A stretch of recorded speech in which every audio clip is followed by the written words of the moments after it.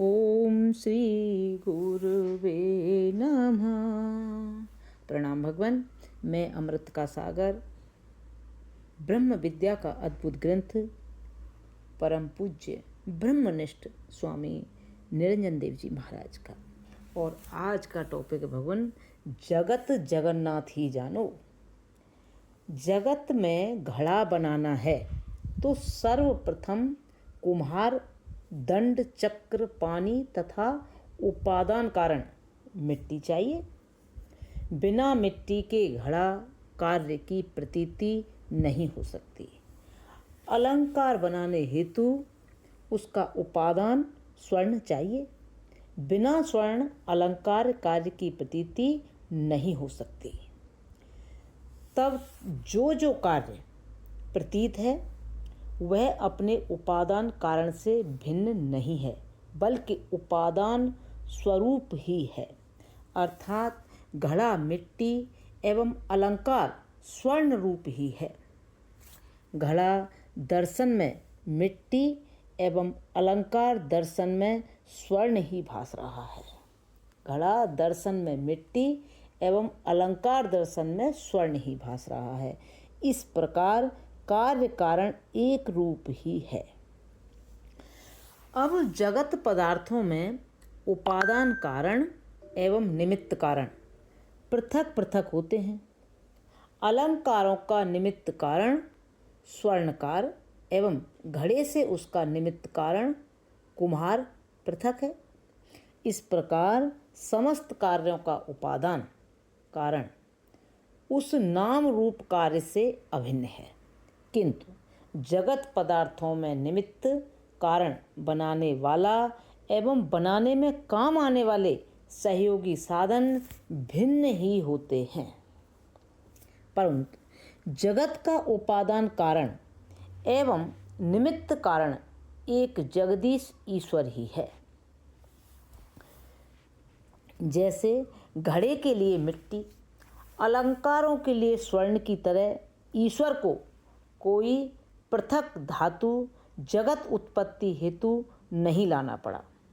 ईश्वर जगत का उपादान एवं निमित्त दोनों कारण स्वयं ही है। जैसे स्वप्न साक्षी से स्वप्न पुरुष, स्वप्न नगर भिन्न नहीं है, इसी तरह मकड़ी को भी जाले का उपादान एवं निमित्त कारण बताते हैं, किंतु वहाँ मकड़ी उससे भिन्न रहती है। यहाँ ईश्वर जगत रूप हो गया है। वही पंचभूत एवं पंचभूत का कार्य जगत को बनाने वाला एवं स्वयं ही उसमें जीव रूप से रहने वाला है। अतः जैसे अलंकार दर्शन का स्वर्ण दर्शन एवं घड़े का दर्शन मिट्टी दर्शन है, इसी प्रकार जगत का दर्शन जगदीश दर्शन ही है। जगत कार्य की सत्ता कारण जगदीश से भिन्न नहीं है। जगदीश ही जगत रूप हो भास रहा है। जैसे स्वर्ण ही अलंकार रूप हो भास रहा है, ऐसे ही एक परमात्मा ही जगत रूप हो भास रहा है। एको अयम बहुश्यामी प्रजायेत। एक कैवल्य उपनिषद का भगवान, यत परम ब्रह्म सर्वात्मा विश्वस्य आयतनं महत् सूक्ष्मात् सूक्ष्मतरं नित्यं तत त्वमेव तत्। उस सर्वात्मा विश्व का आयतन सूक्ष्मतम नित्य पर ब्रह्म तुम ही हो एवं तुम ही वह ब्रह्म हो। दोनों में कोई भेद नहीं है।